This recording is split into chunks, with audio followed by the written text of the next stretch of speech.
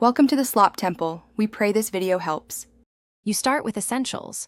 Prerequisite SDKs and a working driver, once installed, create a minimal project skeleton. Initialize your render context and input bindings now because the game loop depends on them. Make sure to choose the correct build tool and platform. This avoids runtime mismatches. Then add a single main file and stub functions for init, update, and render. Once done, compile a trivial frame to confirm your pipeline and prepare to implement the actual loop logic. You now implement the core loop.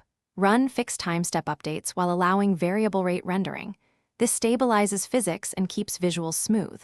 Use a high-resolution timer to compute delta time, accumulate any leftover time, and drive updates at the chosen tick rate. Insert AMD-specific API calls where you record command buffers and submit work. Make sure to include GPU timers and fences for precise sync.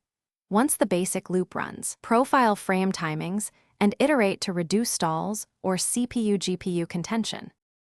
You finish by adding frame pacing, selecting double or triple buffering, and tying present calls to your VersaSync choice. This prevents tearing and keeps latency predictable. Integrate clean input polling and state management so you can pause, step, or shut down gracefully.